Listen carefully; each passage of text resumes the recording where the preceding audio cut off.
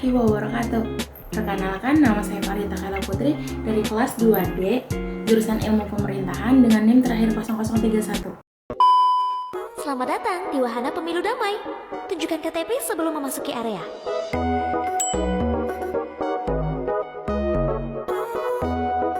Di sini adalah pusat berita dan informasi tentang paslon yang akan kamu pilih. Baca dan pahami dengan seksama.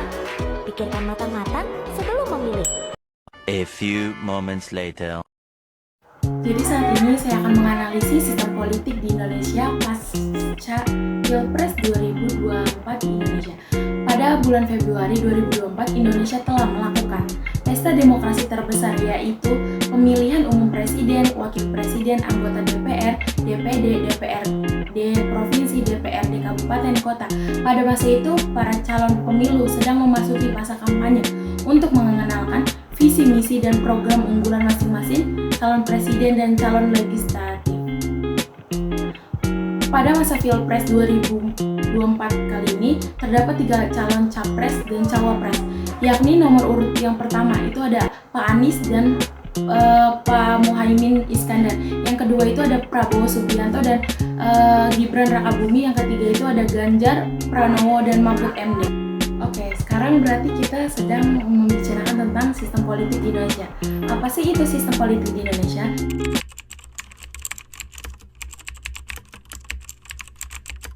Indonesia memiliki sistem politik yang unik dan kompleks yang berkembang seiring sejarah dan perubahan sosial dan politik. Sistem politik mencakup 3 cabang pemerintahan, yaitu eksekutif, legislatif, dan yudikatif, yang beroperasi di bawah aturan konstitusi negara.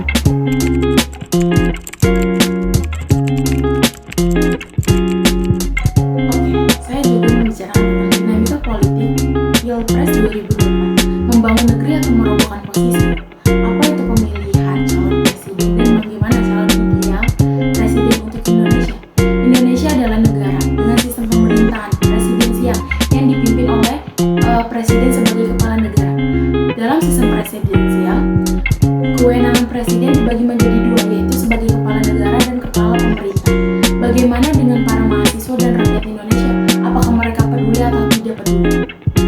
Jadi, pemilu 2024 menjadi momen penting untuk meningkatkan kesadaran politik masyarakat dan meningkatkan partisipasi politik. Sebagai mahasiswa yang paham akan hak dan kewajibannya, sudah sepantasnya mahasiswa turut serta untuk berpartisipasi atau menyuarakan pemikiran mengenai sistem pemilu yang akan datang dan berkontribusi aktif dalam pelaksanaan pemilu tahun 2024. Mengingat masa depan Indonesia ada di tangan rakyat dan sudah sepantasnya diperjuangkan oleh rakyat. Sistem di Indonesia pasca pemilu presiden dan wakil presiden adalah demokrasi Pancasila yang mengacu pada Undang-Undang 2002 dan berbasis pemisahan kekuasaan dengan menerapkan checks and balance antar lembaga. Presiden di Indonesia didampingi oleh wakil presiden yang juga dipilih melalui pemilihan umum dengan masa jabatan 5 tahun dan dapat dipilih kembali sebanyak 1 kali untuk masa jabatan yang sama atau 2 periode.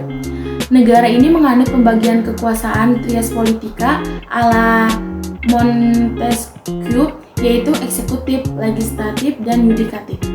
Tetapi terdapat beberapa variabel yang masih buruk di Indonesia, termasuk kebebasan berekspresi dan berkeyakinan, hak bersosialisasi dan berorganisasi, aturan hukum, dan budaya politik yang sangat berpengaruh dengan politik identitas. Realitas demokrasi Indonesia menunjukkan bahwa kedaulatan rakyat tidak sepenuhnya di tangan rakyat. Kekayaan negara hanya dinamika segelintir orang. Oligarki yang tumbuh subur dan demokrasi di Indonesia tidak berdasarkan Pancasila, tetapi liberalisme. Oke, kita bisa lihat pemilu di Indonesia hanya menghasilkan politisi-politisi, bukan seorang negarawan, dan pemilu 2024 hanya menghasilkan diskursus perilaku pemerintah yang dinilai otoritarian dengan putusan MK nomor 90 PUU XX1/2023 yang bersepsi hasil nepotisme dan melanggar UU KKN. Ketua KPK melanggar sejumlah pasal tapi tak diberikan sanksi. dan perilaku presiden dipersepsi melanggar etika dan tidak negarawan telah dianggap kontrolivalian dan oleh publik. Untuk mengatasi tantangan di masa yang akan datang, dalam pertemuan dengan KPU dan Bawaslu diperlukan komitmen persatuan dari seluruh pihak, soliditas seluruh sistem elemen bangsa, pemerintah yang tenang dan kuat, stabilitas politik dan keamanan. Solusi terbaik adalah perlu kaji ulang perubahan Undang-Undang 1945 untuk amandemen Undang-Undang 1954.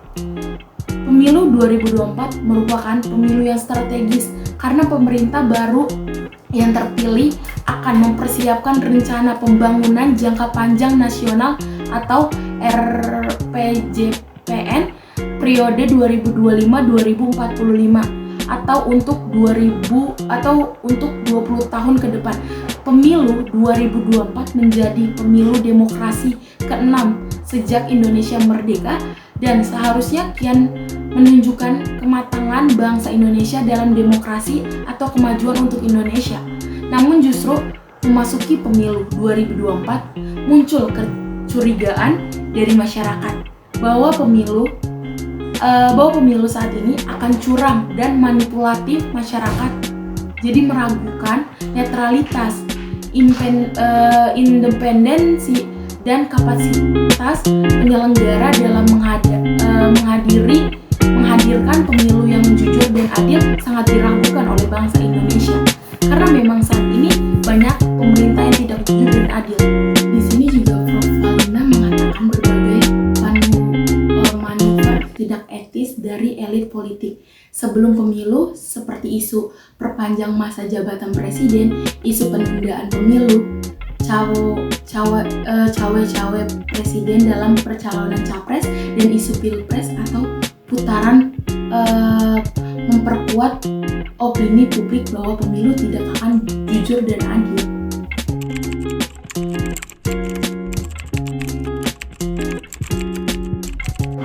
Masa depan demokrasi Indonesia pasca 2024 ini, teman-teman. Jadi bahkan pada saat tahapan pencalonan sedang berlangsung, Mahkamah Konstitusi atau MK memutuskan persyaratan batas usia minimal 4 tahun capres dan cawapres ditambah dengan kalimat atau pernah garis miring sedang menduduki jabatan yang dipilih melalui pemilihan umum termasuk pemilihan kepala daerah. Putusan MK ini mendatangkan kemarahan publik sehingga dibentuklah Mahkamah Etik MK. Terus selanjutnya terjadi kericuhan dalam tahapan perhitungan suara. Ada versi quick count dan versi manual dan rekap KPU. Keadaan ini semakin menimbulkan ketidakpercayaan masyarakat tentang pemilu 2024 ini, teman-teman. Tentang keadilan dan akurasi dalam perhitungan suara. Ketidakakuratan data dan informasi ini memprihatinkan tata kelola pemerintahan yang kurang profesional.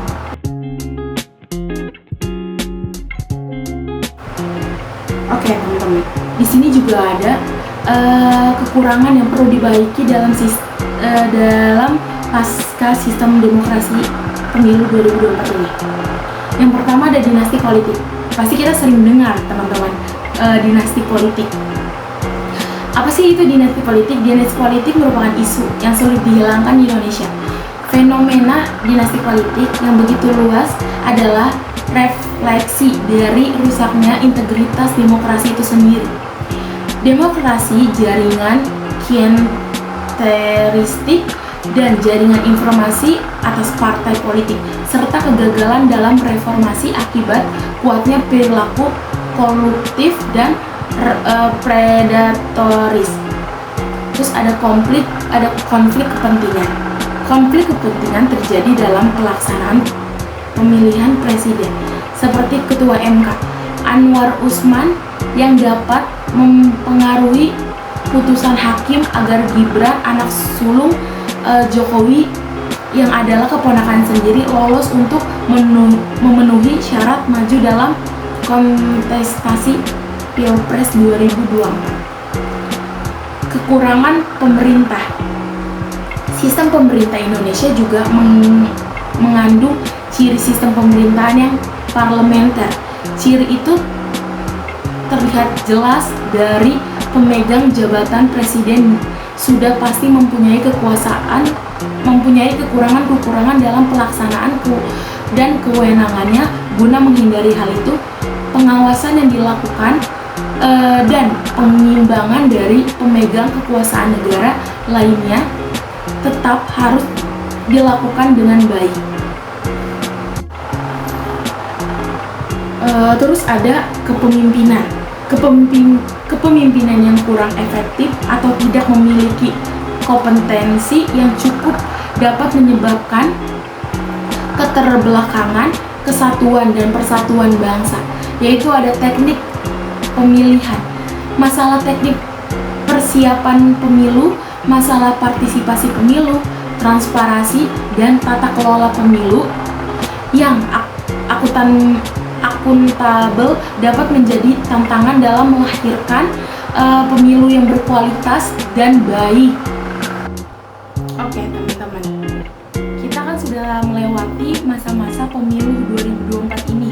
Terus juga saat ini Indonesia atau pemerintah telah mengumumkan bahwa memang paslon nomor urut 2 itu pemegang suara terbanyak dalam pemilihan pemilu Capres dan Cawapres, yaitu Pak Prabowo dan Pak Gibran itu memenangkan 58% suara di Indonesia. Yang kita tahu bahwa memang sebenarnya dalam pemilu 2024 ini banyak kecurangan dan banyak hal-hal yang menurut kita tidak wajar, yaitu seperti keputusan MK yang dimana pada awalnya Capres dan Cawapres itu harus berumur 50 tahun dan punya pengalaman dalam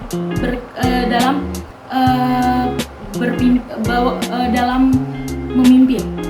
Sedangkan Ketua Mahkamah Konstitusi yaitu Pak Anwar sendiri yang dimana adalah adiknya Pak Jokowi yang saat ini menjabat jadi Presiden Indonesia, dan yang dimana itu sendiri Pak Anwar ini adalah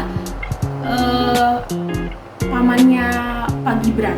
Jadi kalau bisa kita simpulkan bahwa memang di satu sisi Pak Anwar mengusahakan bahwa Gibran ini berusaha untuk masuk ke dalam atau menjadi calon menjadi calon pemilu 2024 ini, teman-teman. Dan saya melihat berita-berita di televisi ataupun di internet bahwa paslon nomor 1 dan paslon nomor 03 itu menggugat paslon nomor 2 atas pelanggaran kode etik yang dilakukan oleh Gibran. Tetapi gugatan paslon 1 dan paslon 3 itu ditolak oleh Mahkamah Konstitusi. Entah apa alasannya. Yang saya tahu salah satu alasannya itu tidak ada fakta yang akurat atau fakta yang jelas bahwa yang mengarah bahwa Gibran ini melanggar kode etik itu sendiri. Dengan demikian, menurut Mahkamah tidak terdapat permasalahan dalam keterpenuhan syarat tersebut bagi Gibran Raka Buming Raka selaku calon wakil presiden dari pihak terkait, dan hasil verifikasi serta penetapan pasangan calon yang dilakukan oleh termohon telah sesuai dengan ketentuan tersebut, serta tidak ada bukti yang meyakinkan Mahkamah telah terjadi intervensi presiden dalam perubahan syarat pasangan calon presiden tahun 2024. Adanya pihak yang keberatan, khususnya dari peserta pemilu presiden dan wakil presiden tahun 2024, setelah ada penetapan pasangan calon presiden dan wakil presiden yang mempersoalkan pernyataan adanya cawe-cawe dari presiden terhadap penyelenggaraan pemilu presiden. Demikian halnya Mahkamah juga tidak mendapatkan bukti adanya korelasi antara bentuk cawe-cawe dimaksud dengan potensi perolehan suara salah satu pasangan calon presiden dan wakil presiden pada pemilu tahun 2024. Padahal yang kita tahu dan kita lihat, Pak Anwar itu telah merubah undang-undang sebelum Pilpres 2024 ini, dan sesudah Pilpres itu kita dikagetkan oleh Gibran yang menjadi pasangannya Prabowo di pemilu 2024 ini, teman-teman. Terus sesudah itu bahwa Pak Anwar telah dicopot jabatannya atau diturunkan secara paksa dalam kerjanya itu, dalam jabatannya itu, bahwa Pak Anwar itu dinilai terbukti melanggar etik berat terkait konflik kepentingan dalam pemutusan tersebut. Tetapi di sini, meskipun Gibran melanggar kode etik, menunjukkan bahwa fenomena dinasti politik mungkin akan berpengaruh terhadap demokrasi dan tata kelola pemerintahan. Prabowo Subianto dan Gibran Rakabuming Raka yang adalah putra sulung Presiden Joko Widodo telah terpilih sebagai presiden dan wakil presiden pada pemilu presiden 2024 ini.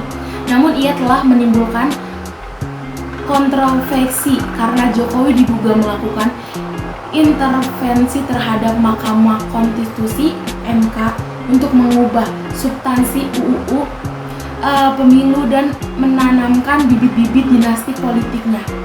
Jika Prabowo dan Gibran berhasil mengambil posisi penting dalam pemerintah, mungkin akan terjadi ketegangan politik dan polarisasi opini publik yang dapat memperdalam ketegangan politik itu sendiri. Pengelolaan dinamika yang kompleks dalam ranah politik dan ekonomi akan sangat penting untuk menjaga stabilitas politik di Indonesia. Para pengamat mengatakan bahwa Prabowo Subianto memahami proses demokrasi yang mahal dan membutuhkan biaya besar, dan akan mengembalikan demokrasi di tangan rakyat, bukan ke tangan pemodal atau pemilik modal. Namun, kemungkinan adanya kepemimpinan yang kuat dan tegas pasca kepemimpinan Jokowi akan sangat tergantung pada kemampuan mengelola dinamika kompleks dalam ranah politik dan ekonomi. Untuk mengurangi dampak negatif dinasti politik, publik harus terus mendorong dan memperjuangkan prinsip-prinsip demokrasi yang inklusif melalui mekanisme pengawasan yang kuat dan cukup untuk transparansi dan partisipasi publik yang aktif. Terus keterlibatan dan pengawasan publik juga sangat penting, dapat membantu mengarah agar nominasi kepemimpinan berdasarkan merit dan kepentingan publik menjadi prioritas utama. Oke, di sini ada tanggapan masyarakat terhadap putusan MK mengenai batas usia capres dan cawapres yang diputuskan oleh MK adalah, menurut mereka adalah kontroversial dan memicu problematik. Banyak orang melihat putusan ini sebagai bersifat ganda karena MK menolak gugatan yang menginginkan batas usia capres dan cawapres kurang dari 40 tahun. Namun pada perkara nomor 90 ini MK menambah prasya yang tidak mengukuhkan usia 40 tahun, melainkan masih sepanjang pernah atau sedang menduduki jabatan kepala daerah baik bupati maupun wali kota atau jabatan lain yang dipilih.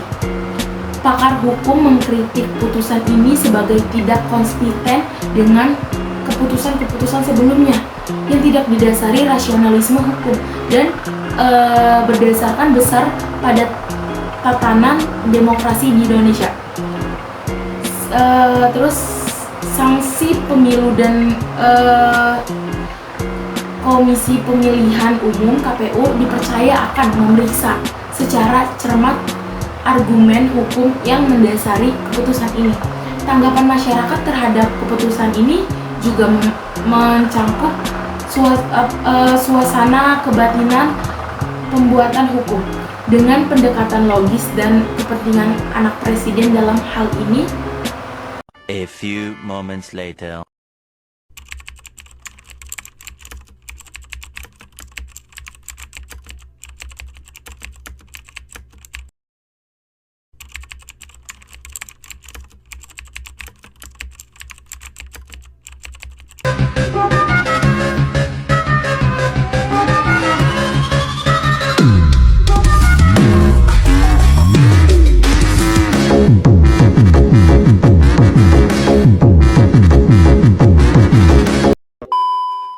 Jadi setelah keputusan MK tentang batas usia cawapres dan capres dan Jokowi diduga telah melakukan dinasti politik, sistem pemerintah pasca demokrasi pemilu 2024 akan berubah menjadi sistem pemilu proporsional terbuka.